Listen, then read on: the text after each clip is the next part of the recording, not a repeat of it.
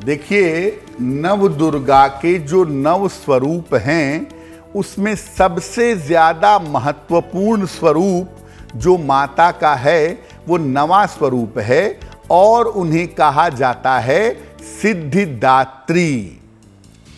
इनकी पूजा नवरात्रि के 9वें दिन यानी अंतिम दिन पूरी होती है। इनकी पूजा उपासना करने से समस्त प्रकार की मनोकामनाएं पूरी हो जाती हैं।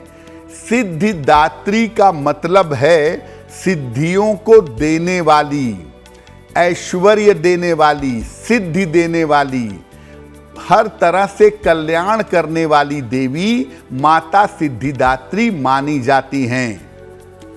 नवमी के दिन अगर आप केवल माता सिद्धिदात्री की पूजा कर लें तो संपूर्ण जो नव दुर्गा की देवियां हैं इनकी पूजा का फल आपको मिल सकता है। क्योंकि जो बाकी 8 देवियां हैं, माता शैलपुत्री, ब्रह्मचारिणी, कूष्मांडा, स्कंद माता, कात्यायनी, कालरात्रि, महागौरी, ये जो तमाम देवियों के स्वरूप हैं, ये तमाम स्वरूप जिस देवी के अंदर समाहित हैं वो सिद्धिदात्री माता हैं। तो अगर आप नवरात्रि में केवल माता सिद्धिदात्री की पूजा विधि विधान से नवमी तिथि पर कर लेते हैं तो संपूर्ण देवियों की पूजा का फल आपको मिल सकता है। नवमी तिथि पर कमल के फूल पर बैठी हुई देवी का ध्यान करना चाहिए और देवी को विभिन्न प्रकार के सुगंधित पुष्प, सुगंधित फूल अर्पित करने चाहिए।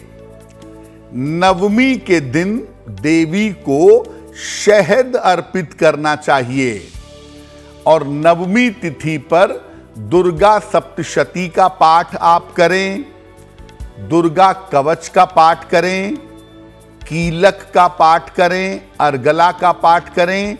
ये बहुत लाभकारी होता है। नवमी तिथि पर खास तौर से दुर्गा सप्तशती के प्रथम अध्याय का पाठ करें और कवच, कीलक और अर्गला का पाठ करें तो आपके लिए बहुत बेहतर होगा। इस बार नवमी तिथि की पूजा उपासना 23 अक्टूबर को की जाएगी और इस दिन नव दुर्गा के 9वें स्वरूप की पूजा। देखिए, नवरात्रि की हर तिथि अपने आप में मूल्यवान है, लेकिन नवमी तिथि और नव दुर्गा का नवा स्वरूप मां सिद्धिदात्री, इनकी विशेष महिमा है। क्यों है ऐसा? नवमी तिथि नवरात्रि की संपूर्णता की तिथि है। नवरात्रि में जो आपने साधना की, जो तपस्या की, वो संपूर्ण रूप से प्रकट होती है नवमी तिथि पर। इसीलिए इस तिथि पर पूजा करना आवश्यक है। माता सिद्धिदात्री नव दुर्गा का संपूर्ण स्वरूप हैं। इनकी पूजा से संपूर्ण देवियों की पूजा का फल मिल जाता है। और नवरात्रि की नवमी तिथि पर वैसे तो महानवमी की पूजा होती है मध्यरात्रि में, लेकिन नवरात्रि की संपूर्णता के लिए नवमी तिथि पर हवन भी किया जाता है। और नवमी तिथि में निवेदन ये है कि मध्यरात्रि में देवी की विशेष स्तुति करें, देवी की विशेष पूजा करें और संभव हो तो कमल के फूल से देवी की आराधना महानवमी पर आप करें। आपको निश्चित रूप से उनकी कृपा प्राप्त होगी। अब ऐसा हो सकता है कि आपके लिए स्तुति कर पाना कठिन हो, मंत्र पढ़ पाना कठिन हो। ऐसी स्थिति में दुर्गा चालीसा पढ़ लें। वो भी ना कर पाए तो दुर्गा मां का नाम भी एक मंत्र है, तो केवल दुर्गा दुर्गा दुर्गा दुर्गा इस नाम का भी अगर आप जप करेंगे तो निश्चित रूप से आपका कल्याण होगा।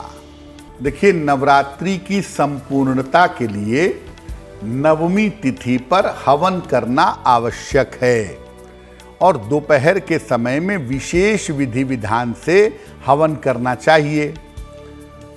नवमी के दिन बहुत सारे प्रयोग होते हैं, लेकिन नवरात्रि की पूर्णता के लिए हवन भी किया जाता है, जो हम सबको अवश्य करना चाहिए।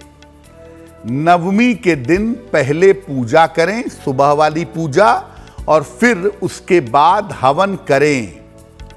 हवन सामग्री में बराबर मात्रा में जौ और काला तिल मिलाएं, इसमें घी मिलाएं, इसको तैयार करें और इससे हवन करेंगे। इसके बाद कन्या पूजन करें और कन्या पूजन के बाद संपूर्ण भोजन का दान करेंगे। एक बात आप ये समझिए कि नवरात्रि पर नवमी तिथि पर मध्य दोपहर में हवन करना आवश्यक है। एक बात आप समझिए, आप नवरात्रि में 9 दिन का उपवास नहीं भी रखे हों तो कोई बात नहीं, लेकिन नवमी तिथि पर घर में हवन करना आवश्यक है, ताकि घर की नकारात्मकता दूर हो सके और घर में देवी का जो प्रकाश है वो फैल सके। इसीलिए आपने व्रत रखा है तो भी और नहीं रखा है तो भी नवमी तिथि पर दोपहर के समय में हवन जरूर करिएगा।